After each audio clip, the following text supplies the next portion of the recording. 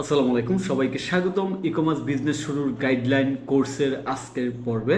তো আমরা প্রথম ক্লাসে যে জিনিসগুলো জেনেছিলাম, আমি ইতিমধ্যে দেখতে পাচ্ছি আমার ভিডিওটা ইউটিউবে র্যাঙ্কে চলে গেছে। সবাই যখন সার্চ করতেছে যে ই কমার্স বিজনেস কীভাবে শুরু করবো এ টু জেড গাইডলাইন, তখন আমারটা আলহামদুলিল্লাহ র্যাঙ্কে চলে গেছে এবং অনেকেই দেখতেছে এবং এটাতে লাইক করতেছে। দ্যাটস মিন আমার প্রসেসগুলো নতুনদের কাজে আসতেছে। তো যাই হোক, আমি এখন আমার অফিসে আছি এবং আজকে এই ভিডিওটা খুবই গুরুত্বপূর্ণ কথা বলবো এবং রিয়েল লাইফ কিছু বিষয় শেয়ার করব। সো আপনার সম্পূর্ণ ভিডিওটা দেখবেন এবং এটা অনেকটা লাইক টিউটোরিয়ালস টাইপ না যে আমি স্ক্রিনের সামনে বসে ভিডিও করব এবং আপনারা দেখবেন ওই রকম না। আমি একটু আমার অফিসে মুভমেন্ট টাইপ ভিডিও করব রাইট নাও। একটু রিয়েল লাইফ কিছু জিনিস দেখানোর ইচ্ছা। তো গত ভিডিওতে আপনারা দেখতে পাচ্ছেন, এইখানে দেখেন আমি কিন্তু এটা মার্ক করে রাখছি যে আমরা প্রথম ক্লাসের ভিডিওতে যে বিষয়গুলো নিয়ে আলোচনা করছিলাম সেটা হচ্ছে ই কমার্স বিজনেস শুরু করতে গেলে 5টা স্টেপ অবশ্যই লাগবে। সো 5টা স্টেপ কি? একটা হচ্ছে 6 মাসের মানি ব্যাকআপ, অর্থাৎ আপনার ফ্যামিলি কিংবা পার্সোনাল খরচ বহন করার জন্য।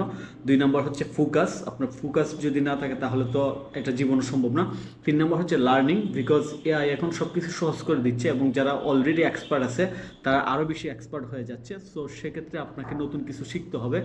ডিজিটাল ইন্ডাস্ট্রিতে বিজনেস টিকে রাখার জন্য অবশ্যই আপনার নতুন কিছু শেখা দরকার। 4 নম্বর হচ্ছে ইনভেস্টমেন্ট, আপনাকে বিজনেস করতে গেলে অবশ্যই ইনভেস্টমেন্টে টাকা দিতে হবে, অর্থাৎ ইনভেস্ট করতে হবে। এবং 5 নম্বর বলছিলাম প্রোডাক্ট এবং কাস্টমার সিলেকশন, এবং এই বিষয়টা নিয়েই মূলত আজকের এই ভিডিও। সো আমি এই ভিডিওটা আমার এই অফিস থেকে কেন করতেছি, কারণ এই ভিডিওর সাথে প্রোডাক্ট এবং কাস্টমার সিলেকশনের খুবই রিলেভেন্ট। তো যাই হোক, আমি একটু আমার অফিসের একটা জায়গাতে দাঁড়াই, তাহলে আপনাদের অনেক কিছু মনে পড়বে যারা আমার আগের বিজনেসের ভিডিওগুলো দেখছেন, যে কিভাবে মাত্র 10,000 টাকায় চায়না থেকে প্রোডাক্ট নিয়ে এসে ই কমার্স বিজনেস করা যায়। তো এখানে অনেকগুলো প্রোডাক্ট দেখতেছেন, লাইক আনবক্সিং করা আছে, এখানে আছে, এখানে আছে, এখানে আছে, এইগুলো এই যে এখানেও আছে। তারপর এটার মধ্যে প্রোডাক্ট আছে এবং কিছু প্রোডাক্ট আমি সেই দেখাই, এই যে আমার ঠিক এই টেবিলের নিচে আনবক্সিং অবস্থায় আছে। তো এইগুলো কেন দেখাচ্ছি, এর কারণ হয়েছে কি, যে আমি প্রোডাক্টগুলো এখনও আনবক্সিং করে কিংবা বক্স অবস্থায় আছে, বাট আনবক্স করে বিজনেস করব কিংবা সেল করব এইরকম সিচুয়েশনতে যেতে পারি নাই। তো আজকের ভিডিওর বিষয় কি? আজকের ভিডিওর বিষয় হচ্ছে মূলত কাস্টমার এবং প্রোডাক্ট সিলেকশন। আমরা কী ধরনের প্রোডাক্ট নিয়ে বিজনেস করব কিংবা কাস্টমার কীভাবে সিলেক্ট করব। তো আমি গত ভিডিওতে একটা বিষয় আপনাদের সাথে শেয়ার করছিলাম, যেহেতু আমি ট্র্যাডিশনালি স্ক্রিপ্ট রেকর্ড করে ভিডিও বানাই না, আমি আমার রিয়েল এক্সপিরিয়েন্স শেয়ার করে ভিডিও বানাই। সো সেই ক্ষেত্রে আজকের ভিডিওতে মূলত আমরা প্রোডাক্ট সিলেকশন এবং কাস্টমার সিলেকশনের বিষয়গুলো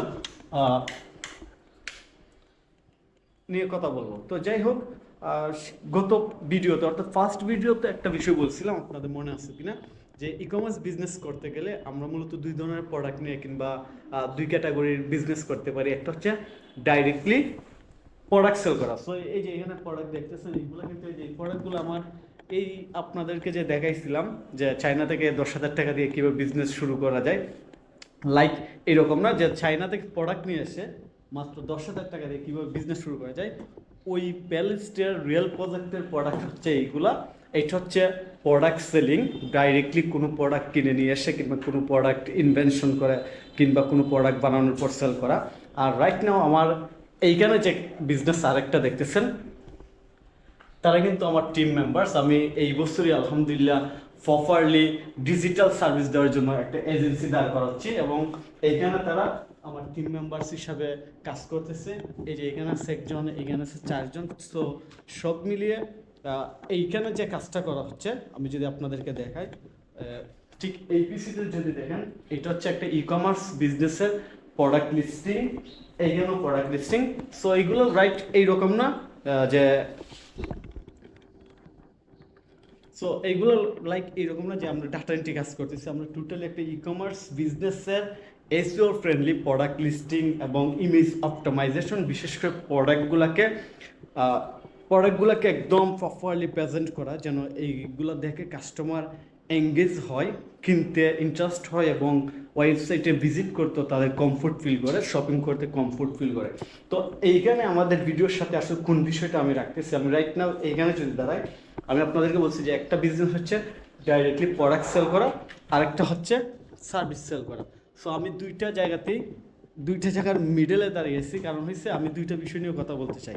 তো প্রোডাক্ট সেলিং করবেন নাকি সার্ভিস সেলিং করবেন, এটা হচ্ছে আমাদের বিষয়। কারণ আমরা যদি বিজনেস শুরু করতে চাই, আমাদেরকে আগেই সিদ্ধান্ত নিতে হবে যে আমরা কি আসলে প্রোডাক্ট সেল করতে চাই নাকি সার্ভিস সেল করতে চাই।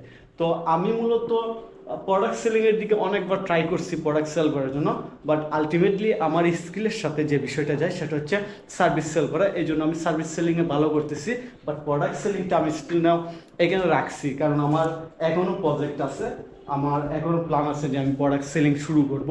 সো আপনারা কি শুরু করবেন নতুন অবস্থা, যেহেতু এই ভিডিওর টপিকস হচ্ছে যে ই কমার্স বিজনেস শুরুর ক্ষেত্রে প্রোডাক্ট সিলেকশন, কাস্টমার সিলেকশন কীভাবে হবে।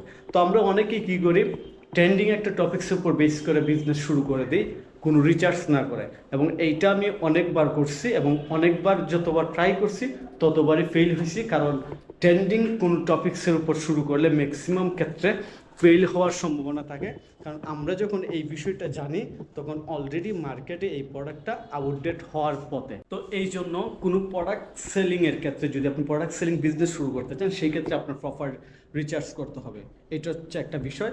আর সার্ভিস বেস বিজনেস শুরু করতে গেলে আপনার সবচেয়ে বেশি যে ঝামেলা হবে সেটা হচ্ছে আপনার আগে থেকেই যদি কোনো স্কিল না থাকে, যে আপনি একটা বিষয় জানেন না, তাহলে সার্ভিস সেলিং বিজনেসের ক্ষেত্রে যেতে পারবেন না।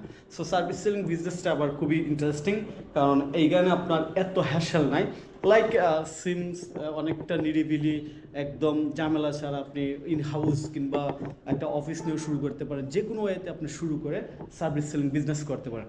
সো এবার বিষয় হচ্ছে যে আমরা আসলে কোন দিকে যাব, যে প্রোডাক্ট সেলিংয়ে যাব নাকি সার্ভিস সেলিংয়ে যাব। এইটা টোটালি ডিপেন্ড করে আপনার কারেন্ট স্কিল, এক্সপিরিয়েন্স এবং সিচুয়েশনের উপর। আপনার যদি লাইক কোনো স্কিল এক্সপিরিয়েন্স খুব বেশি স্ট্রং কোনো একটা সেক্টরে না থাকে, তাহলে আপনি সার্ভিস সেলিং বিজনেসে যেতে পারবেন না। আর যদি আপনার ভালো ইনভেস্টমেন্ট না থাকে, তাহলে আমার কাছে মনে হয় এইরকম ই কমার্স বিজনেসও যে খুব একটা ভালো কিছু করতে পারবেন না। সো এইখানে সলিউশন কি, আপনার জন্য আসলে কোনটা সবচেয়ে ভালো হবে, এটা হচ্ছে ফর এক্সাম্পল আপনি যদি ইনভেস্ট করতে চান, আপনার স্কিল খুব বেশি ম্যাচ না করে আপনি যে বিজনেসটা শুরু করতে চান, তাহলে প্রোডাক্ট সেলিংয়ে যেতে পারেন। বাট আপনার যদি স্কিল থাকে, তাহলে আপনি প্রোডাক্ট সেলিংয়ে না যেয়ে শুরুতে আপনার স্কিলকে সার্ভিস হিসাবে সেল করতে পারেন। তো এইটা খুবই কমন বিষয়। তবে এই ভিডিওতে আমি সিম্পলি আপনাদেরকে যে বিষয়টা শেয়ার করে ভিডিওটা শেষ করব, সেটা হচ্ছে আপনি প্রোডাক্ট সেল করবেন নাকি সার্ভিস সেল করবেন, এইটা আগে এক সপ্তাহ আপনার নিজের উপর রিসার্চ করেন যে আসলে আমি কোন জায়গাতে ভালো করব এবং এই জায়গাগুলোতে কাজ করতে গেলে আমার কী কী সমস্যা হবে এবং এই সমস্যাগুলো আমি কীভাবে সলভ করব। সো টোটালি আমি আপনাকে এই ভিডিও রেকর্ড করে একটা জিনিস বলতেছি, আপনি মিনিমাম এক সপ্তাহ সময় দেন জাস্ট সিদ্ধান্ত নেওয়া যে আমি প্রোডাক্ট সেলিংয়ে যাব নাকি সার্ভিস সেলিংয়ে যাব, এবং অবশ্যই চ্যাটজিপিটির সাথে সময় দেন, তাহলে আপনি আরও ভালো সিদ্ধান্ত নিতে পারবেন। ওভারঅল আপনার যে কোনো পরামর্শের জন্য আমার ভিডিওতে কমেন্ট করবেন, কিংবা হোয়াটসঅ্যাপ যে গ্রুপ আছে সেটাতে সেই গ্রুপে জয়েন করবেন, কিংবা আপনি আমার সাথে সরাসরি কথা বলতে পারেন। তো যাই হোক, এই ভিডিওতে মূলত আমি সিম্পলি আপনাদেরকে কোন ধরনের বিজনেস করা যায় এবং বিজনেস করার জন্য আপনার কোন দুইটা বিষয় মাথায় রাখা দরকার, এই জিনিসগুলো শেয়ার করছি। তো সব মিলিয়ে আপনাদের সাথে পরবর্তী ভিডিওতে একদম খুবই থিওরিক্যালি রিসার্চেবল ইনফরমেশন নিয়ে আপনাদের সাথে আরও গাইডলাইন দেবো, শেয়ার করবো। সেই পর্যন্ত সবাই ভালো থাকবেন, ধন্যবাদ।